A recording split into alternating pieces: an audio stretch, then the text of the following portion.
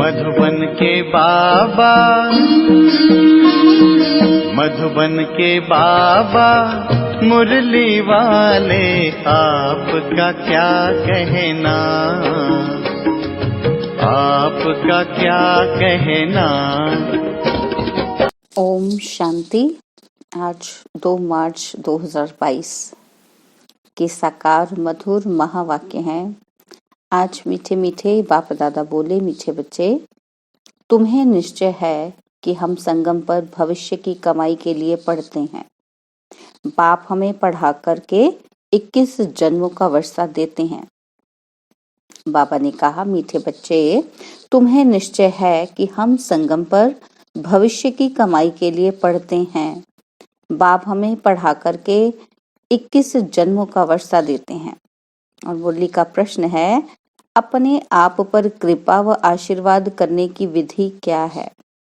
और उत्तर में बाबा समझा रहे हैं कि अपने आप पर कृपा व आशीर्वाद करने के लिए बाप की पढ़ाई रोज पढ़ते रहो।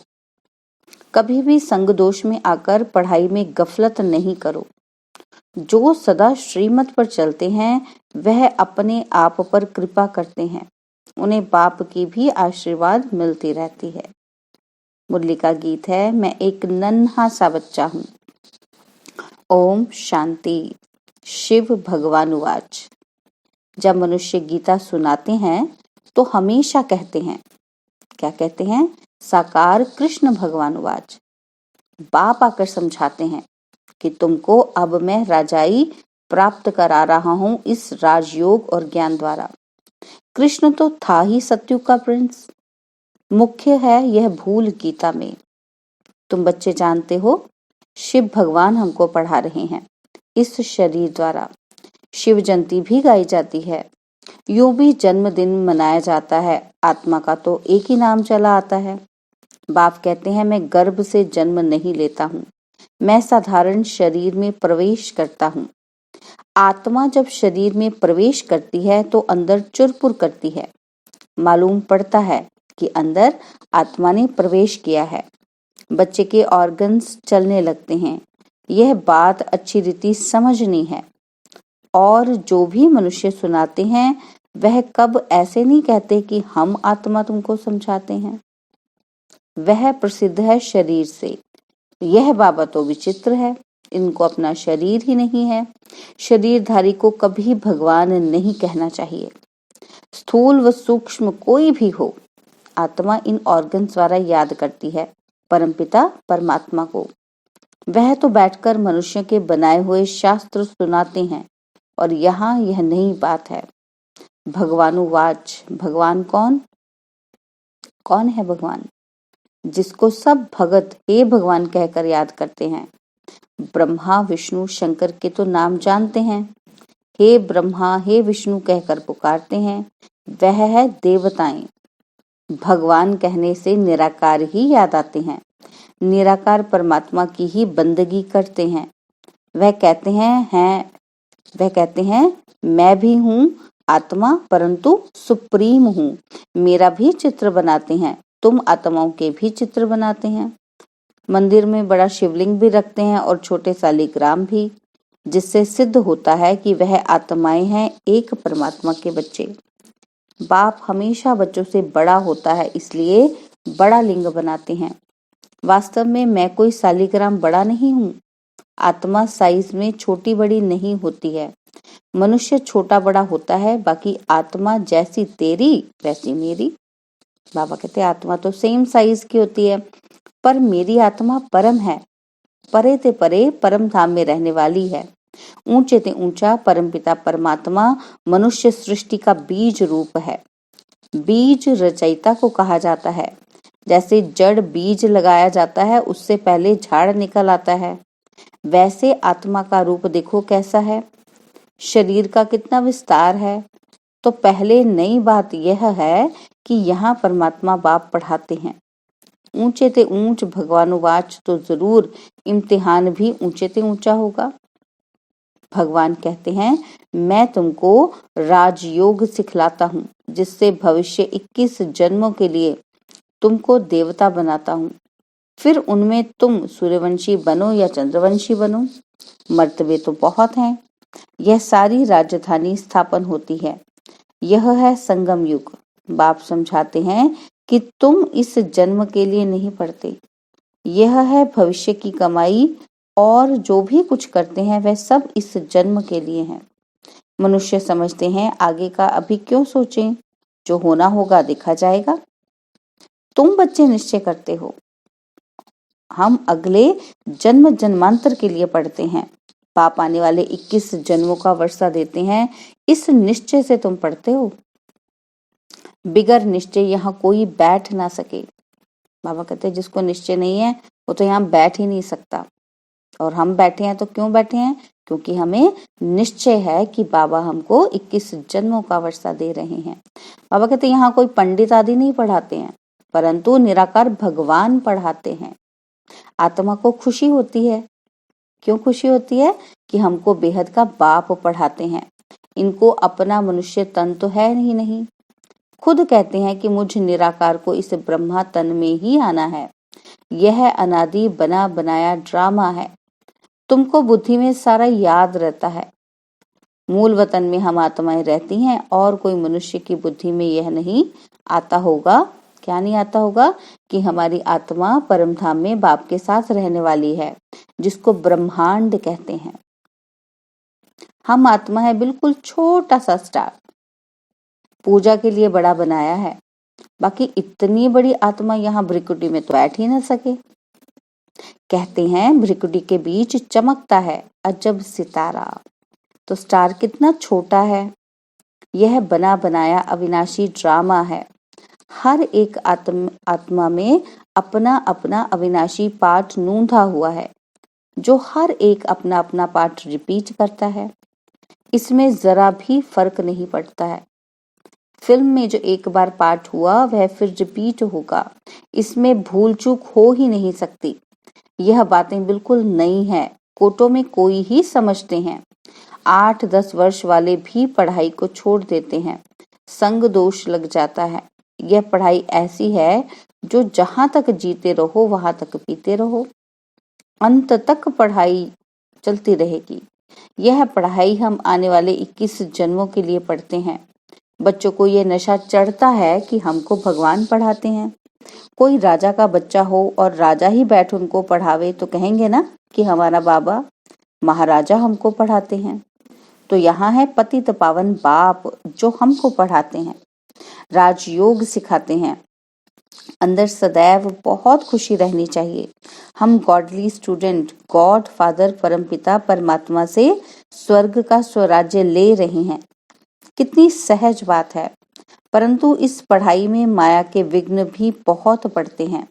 चलते चलते पढ़ाई को छोड़ भी देते हैं। यह रूहानी पढ़ाई रोज पढ़नी पड़े, इसके लिए ही यह टेप आदि का प्रबंध रखा है। मनुष्य पढ़ने के लिए अमेरिका लंदन में भी जाते हैं। यहाँ तो घर में रहने वाला पूरा पढ़ते ही नहीं। समझते नहीं कि परमात्मा हमको राजयोग सिखला रहे हैं। भगवान जो त्रिलोकीनाथ है, वर्ल्ड ऑल माइटी है, लिबरेटर है, गाइड है, उनकी महिमा देखो कितनी है। परंतु बाप को तुम्हारे में भी कोई विरले जानते हैं। बाबा कहते इस समय तुम गुप्त हो। तुम जानते हो हम मूल वतन के रहने वाले हैं, फिर सूक्ष्म वतन भी है। उस सूक्ष्म वतन में बच्चियां जाती हैं, मनुष्य साक्षात्कार करते हैं। तुम तो प्रैक्टिकल में जाते हो। सूक्ष्म वतन में तुम ब्राह्मण और देवताओं का मिलन होता है। वह है ब्राह्मण और देवताओं का संगम, और यह है ब्राह्मण और क्षत्रियों का संगम। वहां भोग लेकर जाते हो। अंत में बहुत साक्षात्कार होंगे। जैसे कन्या पियर घर से ससुर घर में आती है तो बहुत धूमधाम से बाजे गाजे बजाते हैं, ऐसे अंत में बहुत साक्षात्कार होंगे। शुरू शुरू में तुमने बहुत कुछ देखा है, फिर पिछाड़ी में भी बहुत कुछ देखेंगे। पढ़ते रहेंगे तभी तो देखेंगे। अगर कोई कर्म का बंधन नहीं है तो पढ़ाई पर पूरा ध्यान देना है। बाबा कहते कोई का कोई मर जाता है, समझा जाता है अब यह अच्छी तरह से पढ़ सकेंगे क्योंकि बंधन छूट गया। अब खूब पुरुषार्थ करो, अच्छा पद पाओ। यह नॉलेज बड़ी वंडरफुल है। बाप बैठ बच्चों को समझाते हैं, कहते हैं बच्चे अब गफलत मत करो, माया तुम्हारा दीवा झट बुझा देगी। इसलिए बाप को अच्छी तरह याद करना है और पढ़ना है। बाबा कहते जब तक यहाँ बैठे हो तो डायरेक्ट सुनने से नशा चढ़ता है, बाहर गए तो नशा गुम हो जाता है, जैसा संग वैसा रंग लग जाता है। बंधन नहीं है तो बैठ पढ़ें और पढ़ाएं। बाबा कहते चित्र बहुत अच्छे बने हुए हैं, बाबा युक्तियां रच रहे हैं, गावड़े वाले कैसे सीखें? यह तो स्लाइड से भी सीख सकते हैं। दिन प्रतिदिन इम्प्रूवमेंट होती रहती है। तुम्हारी बुद्धि में सारा दिन स्वदर्शन चक्र फिरना चाहिए। बुद्धि में होगा तब तो किसी को समझाएंगे, नहीं तो टीचर समझ जाते हैं कि इसका ध्यान पढ़ाई में नहीं है। देह अभिमान बहुत है, मित्र संबंधी शरीर का भान आदि याद रहता है, तभी धारणा नहीं होती, क्योंकि बुद्धि में तो और चलता रहता है। फिर हम कहेंगे तकदीर में नहीं है। कितना माथा मारते हैं तो भी श्रीमत पर नहीं चलते। बच्चे पूछते हैं बाबा क्या होता है? बाबा कहेंगे तुम ठीक पढ़ते नहीं हो, इसमें आशीर्वाद की तो बात ही नहीं। हम पढ़ाते हैं, तुम अपने ऊपर पढ़ने की कृपा करो। श्रीमत पर चलना यही कृपा है। नहीं चलते गोया अपने ऊपर अकृपा कर श्रापित करते हैं। बाप से वर्षा न लें, रावण की मत पर चल अपने को श्रापित करते हैं। बाप तो वर्षा देने आए हैं, आशीर्वाद करते हैं चिरंजीवी भव, जीते रहो अर्थात स्वर्गवासी भव। स्वर्ग को ही अमरपुरी कहा जाता है। अमरनाथ ही ऐसी आशीर्वाद करते हैं। अमरपुरी के देवताएं पवित्र थे ना। हद के संबंधों आदि से मोह का त्याग करना ही है। अब बाबा के पास जाना है। बाबा कहते देह के मोह से तुमको यहाँ की याद पड़ती है, इसलिए देही अभिमानी बनो तो अंत में तुमको मुक्ति धाम तथा सुख धाम की याद पड़ेगी। शांति धाम और सुख धाम यह है दुख धाम। बाबा कहते आदि मध्य अंत, नई दुनिया, बीच की दुनिया और पुरानी दुनिया। अब आधा समय पूरा होता है, फिर पुरानी दुनिया का नाम शुरू होता है। यह पुरानी दुनिया अब नई हो रही है, फिर से नई कैसे हो रही है वह आकर देखो, समझो। परंतु कोटों में कोई ध्यान देकर समझेंगे। हजारों लाखों आते हैं, उनमें से 2-4 निकलते हैं, फिर भी ढीले हो जाते हैं। एक प्रदर्शनी से 2-4 भी ठहर जाएं तो अहो सौभाग्य। बाबा कहते दिन प्रतिदिन यह प्रदर्शनी भी वृद्धि को पाएगी। चलते चलते फिर रोज 10,000 भी आएंगे। बड़े बड़े हॉल, बड़े बड़े चित्र भी होंगे, समझाने वाले भी तीखे होंगे। अंत में महिमा तो निकलनी है। कहेंगे हे प्रभु, आपकी पतित दुनिया को पावन बनाने की गति सबसे न्यारी है। भक्ति की बहुत आदत पड़ी हुई है। दिवाला मारा या कोई मर गया तो गुरु लोग कहेंगे देखा, भक्ति छोड़ दी तब ऐसा हुआ। मायावी विघ्न पड़ते हैं। बाबा कहते श्रीमत छोड़नी नहीं है। माया बड़ी मोहनी है। कितने फैशनेबल हो गए हैं, समझते हैं हमारे लिए यह स्वर्ग हो गया है। माया का पॉम्प फॉल ऑफ रावण राज्य है। बाबा कहते माया का पॉम्प क्या है? फॉल ऑफ रावण राज्य। साइंस के कारण माया का भभका बहुत है। समझते हैं गांधी ने स्वर्ग बनाया। तुमको अब स्वर्ग का ज्ञान मिला है, तब समझते हैं कि यह नरक है। यह राज्य ऋण के पानी मिसल, यानी कि मृग तृष्णा के समान है। दुर्योधन का मिसाल है ना कि राज्य गया कि गया। बाबा कहते कल्प की बात है। कल्प कल्प नई दुनिया होती रहती है और पुरानी दुनिया खत्म होती है। त्रिमूर्ति शिव भी है, ब्रह्मा द्वारा स्थापना कर रहे हैं, शंकर द्वारा विनाश होना है। फिर जो राजयोग सीखते हैं वही राज्य चलाएंगे। दैवी राज्य स्थापन कर उनकी जन्म जन्मांतर पालना करते हैं। यह बुद्धि में धारणा करनी है, फिर सर्विस करनी है। बाबा कहते हैं सच्ची गीता के तुम पाठी हो। सुनना सुनाना, कांटों को फूल बनाना। तुम आधा कल्प के लिए दुख से छूटते हो। जैसे इतवार के दिन सभी की छुट्टी होती है ना, तो ऐसे आधा कल्प तुम दुख से, रोने पीटने से छूट जाते हो। अच्छा, मीठे मीठे सिकिलदे बच्चों प्रति माता पिता बाप दादा का याद प्यार और गुड मॉर्निंग। रूहानी बाप की रूहानी बच्चों को नमस्ते। हम रूहानी बच्चों की रूहानी बाप दादाजी को दिलवजान सिकवा प्रेम से नमस्ते। ओम शांति। प्यारे बाबा, मीठे बाबा, मेरे बाबा, शुक्रिया बाबा, शुक्रिया बाबा, शुक्रिया बाबा। धारणा के लिए मुख्य सार है। पहला पॉइंट है कर्म बंधन से मुक्त हो रूहानी पढ़ाई रोज पढ़नी है। जहां तक जीना है पढ़ाई जरूर पढ़नी है।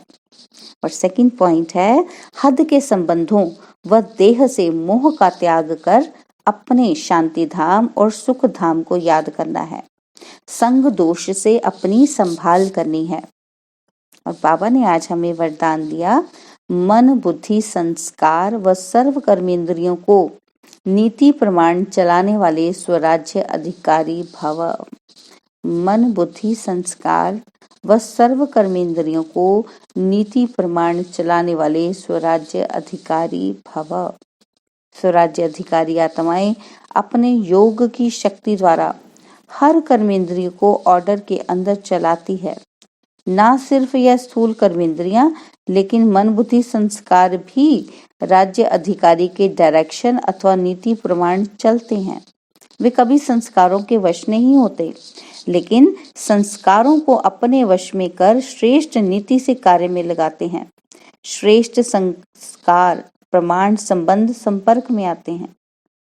स्वराज्य अधिकारी आत्मा को स्वप्न में भी धोखा नहीं मिल सकता। स्लोगन है निर्माणता की विशेषता को धारण कर, बाबा कहते धारण कर लो तो सफलता मिलती रहेगी। निर्माणता की विशेषता को धारण कर लो तो सफलता मिलती रहेगी। ओम शांति। और अब यह एक बहुत अच्छी वीडियो भी जरूर देखें।